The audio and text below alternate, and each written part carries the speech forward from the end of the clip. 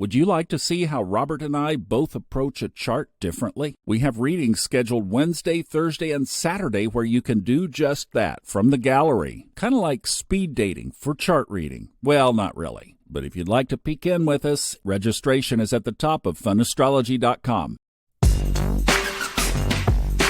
Hark, hark.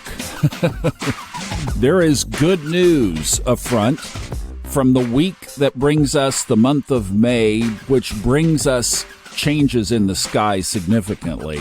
The energy is about to shift, and it's about to shift big time.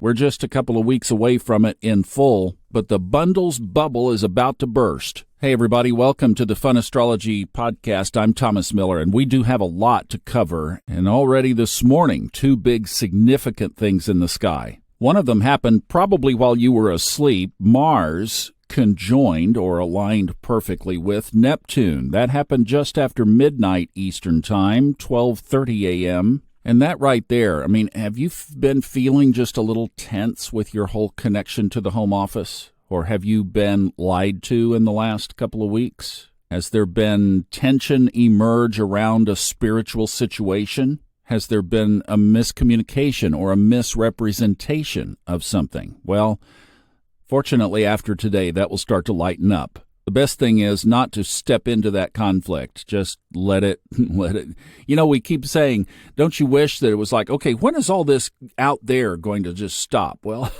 I guess it's always out there a little bit, isn't it? But yeah, that one is one that has been in the brew, and it certainly fits all of the eclipse and Jupiter-Uranus energy. But at least that one's on the slide. And like I said, the bundle is starting to break up. So this energy is going to be in the dropping out or waning phases now as we go forward as these various changes hit. Now the next one is Venus leaves Aries, ruled by Mars, conflict, and enters its own sign of Taurus. That one should have gotten a hallelujah. Now, it's only there for about 3 weeks because on May 23rd, it moves into Gemini, and that sets up, I'll tell you about the Gemini here in a minute, but it will be in its own sign of Taurus for about 3 weeks. Yay. Extra energy around love and money and harmony. See, there we go. There's the shift, right? We shifted right there. Boom. 7:31 this morning. The sky at least set up a counterbalance because Mars moves into its own sign of Aries tomorrow. So it's not like the conflict is gone by any means, but it does mean that at least there is this counterbalance. Now, let me just go through the technicals here, and then we'll talk about some of this. So the moon moves into Aquarius tomorrow. Then just before noon tomorrow Eastern, Mars moves into Aries.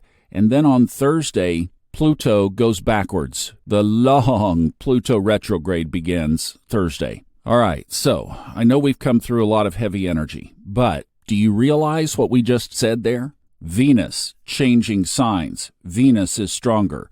Mars changing signs. Mars is stronger. The moon moving into independent Aquarius right on top of all of this. And the moon will actually be in void, of course, when Pluto turns retrograde. Pluto is at its strongest. So if you're saying, Thomas, didn't you say it was going to start lightening up? Yes, looking out over the horizon, anticipating. Listen to this. May 15th, Mercury will enter Taurus.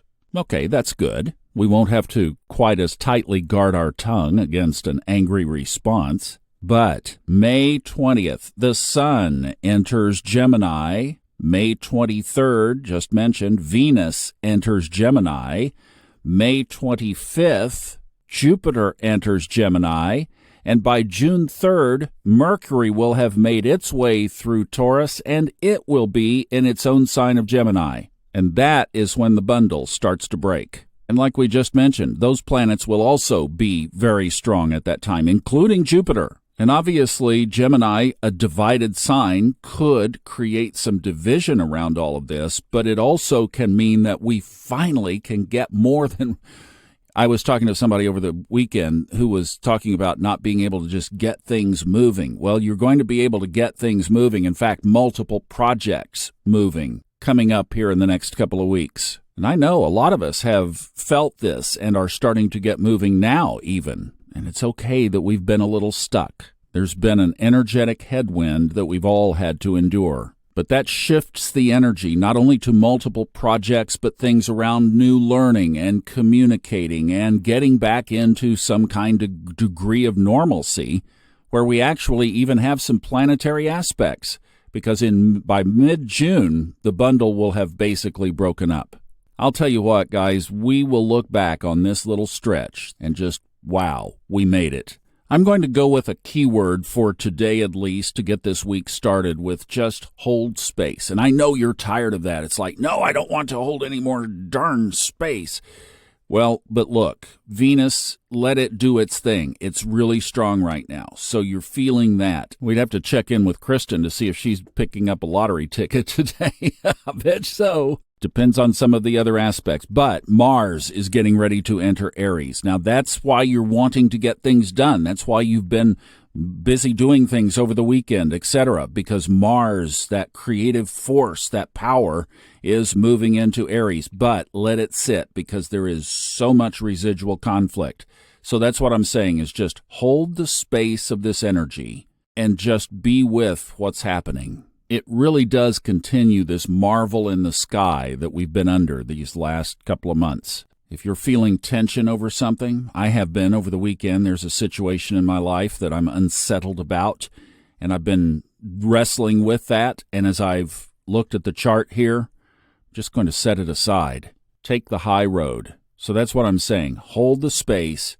Choose the high side. Like our Sarah Wakeman from our Facebook group did this weekend. She had a resoundingly successful event at the Karma Community Market, where she does events and marketing, etc. I mean, the line was out the door and around the corner. That's the shift I'm talking about. That's exactly the shift I'm talking about. Sarah was just right there. She had an event plan. She didn't have any idea, probably, that this was going to be right on top of that energy. And they were lined up around the corner. So welcome to the new life that is ahead of us. It's going to be great. Have a good one. We'll be back. We got a lot to talk about all week, so I'll see you back tomorrow. Love you. Bye-bye.